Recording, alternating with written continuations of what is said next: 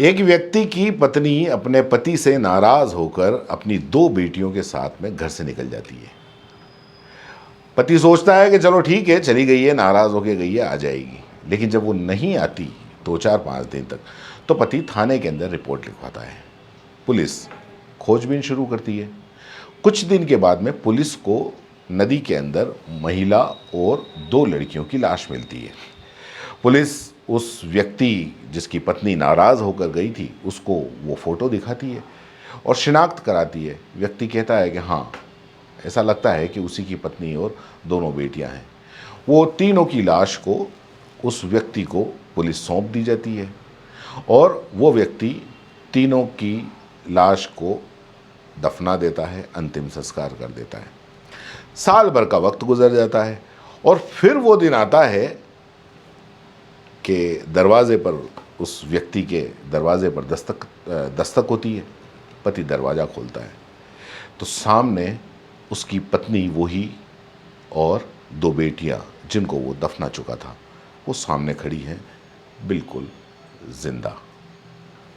कहानी थोड़ी फिल्मी है लेकिन सच है और यह हाल ही की घटना है, सच्ची घटना है। पूरी कहानी आपको सुनाऊंगा, चैनल को पहले सब्सक्राइब कर लो। तो कहानी कैसे छत्तीसगढ़, झारखंड और फिर राजस्थान से जुड़ती है, ये आप आखिर तक सुनना। जानकारी जो भी मिली है वो पुलिस के अंदर जो रिकॉर्ड है और जो बताया है जो व्यक्ति है उसके अनुसार है कि जानकारी के मुताबिक ये है कि अबुल हसन, जिसकी उम्र 40 साल है, उसकी पत्नी का नाम राबिया है, उसकी उम्र 35 साल है, उसकी 2 बेटियां हैं, सिजरा परवीन और गुलस्ता परवीन।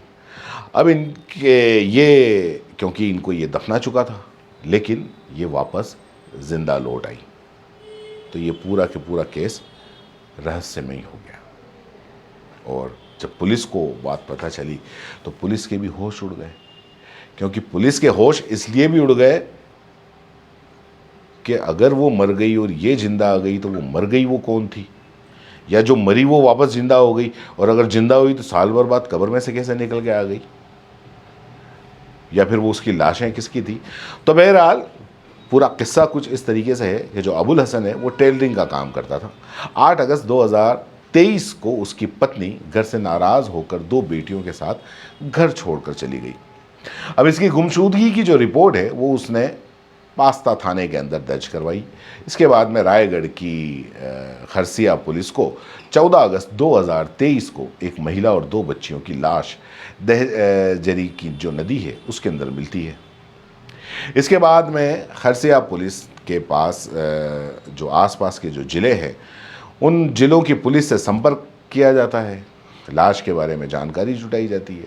तो इस दौरान पता चलता है कि बलरामपुर ज़िले के पस्ता थाने में एक महिला और 2 बच्चियों की गुमशुदगी दर्ज करवाई गई थी। इसके बाद में पुलिस ने महिला के पति जो अबुल हसन हैं उसको वो फ़ोटो दिखाई, उन लाश की, शवों की शिनाख्त कराई। अबुल हसन के मुताबिक पत्नी और जो बच्ची की कद काठी है और उनका रंग जो है तो उससे उसने शिनाख्त की, लेकिन उसे शक था कि उसकी पत्नी और बेटियां शायद ये नहीं हैं, लेकिन फिर भी उसने शिनाख्त की कि ऐसी ही लगती थी। पुलिस ने भी देखा कि यार ऐसी ही लगती थी तो इसी को सौंप दो, अब कौन आगे ढूंढेगा, क्योंकि शव काफ़ी सड़ी गली स्थिति के अंदर थे जिसे आसानी से पहचान करना मुश्किल था। तो पुलिस के लिए ऐसे केस बड़े मुश्किल वाले हो जाते हैं। तो ऐसे में उन्होंने अबुल हसन को तीनों शव सौंप दिए और अबुल हसन ने तीनों शवों को अपनी पत्नी और बेटी होने की शंकाओं की पुष्टि भी की।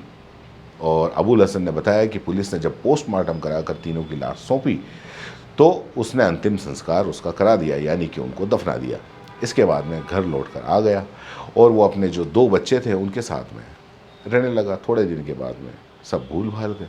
अब इसी बीच महिला 4 महीने पहले अपने मायके झारखंड पहुंची और वहां से 1 महीने पहले अपने पति के पास में लौट आई। महिला ने बताया कि पति के विवाद होने के बाद में वो अंबिकापुर गई थी और यहाँ से वो अंबिकापुर और जबलपुर की ट्रेन के अंदर सवार हो गई। कुछ दलालों के चलते बच्चों सहित वो उसको राजस्थान उन्होंने पहुंचा दिया और राजस्थान में उसको बंधक बना लिया गया और वहाँ उससे दिहाड़ी का काम कराने लगे और पैसे भी उसको ठीक से नहीं देते थे। महिला ने यह भी बताया कि किसी तरह से वो वहाँ से बच्चों को लेकर भाग निकली और झारखंड पहुँची। 1 महीने पहले मायके वालों ने पति के पास उसको पहुँचाया और अब पिछले 1 महीने से अपने पति के साथ में वो रह रही है। तीनों के घर लौटने के बाद में परिवार में तो खैर खुशी का माहौल हो गया। इधर अबुल हसन की पत्नी और बच्चियों के लौटने की खबर जब गांव के वालों को पता चली तो गांव में तो खैर फैलनी थी, तो गांव के अंदर एक चर्चा का विषय बन गया कि इसकी पत्नी और बेटियां तो मर गई थी, इनको ये दफना के आ गया था, फिर जिंदा कैसे हो गई और ये लोग कौन हैं। तो ऐसी तरह तरह की कहानियाँ फिर बनने लगी। इस तरह की बात हर किसी के ज़ुबान पर थी, हर कोई सवाल करने लगा। इसके बाद में पति ने मामले की जानकारी पास्ता थाने को दे दी। अब इसके बाद में जो पास्ता थाना पुलिस था, अबुल हसन ने रायगढ़ पुलिस को भी इसकी सूचना दी। रायगढ़ पुलिस ने के जो थे पुलिस वहाँ पर पहुँचे और पहुँचकर उनकी शिनाख्त की। रायगढ़ पुलिस के लिए अब परेशानी बढ़ गई कि जो खरसिया नदी में जो नदी के अंदर जो महिला और जो दोनों बच्चियाँ मिली थी वो शव किसके थे।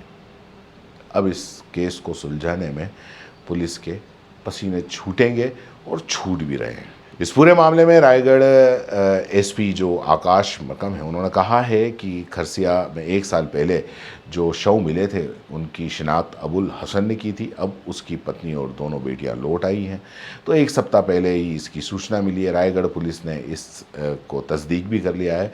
अब खरसिया की नदी में मिले शवों की शिनाख्त की कोशिश फिर से की जाएगी। हालांकि उनको अब दफनाया जा चुका है, कैसे करेगी पुलिस ये पुलिस ही जाने। फिलहाल के लिए इतना ही। तो पहले पास्ता थाना में सब दिए थे रिपोर्ट लिख के, तो नई कोशिश की ना, फिर उसमें मोबाइल में वायरलेस वगैरह हुआ तो हम लोग गए 2-4 आदमी, तो हुआ देखे कि डेड बॉडी ऊपर रखा हुआ है, समझे ना, खसिया थाना रायगढ़।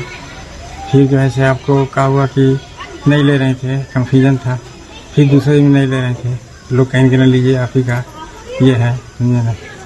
तो फिर हुए लिए, फिर हुए पोस्टमार्टम होकर के मिट्टी में हुआ, बच्चे लोग भी थे और ये भी थे। नहीं सर, हमको तो शक हो रहा था कि नहीं वो नहीं है, मगर मजबूरी बेंच ये सब करना ही पड़ा, सब जो काम था। बिना बताए चले गए थे 7:30 बजे, हमें 6 बजे सवेरे जो गाड़ी जाती है ना, ये अमरीकापुर से ट्रेन से वहाँ दोनों बच्चे को ले गए थे और फिर वहाँ गए ट्रेन में मोबाइल छिना गया हमारा जी।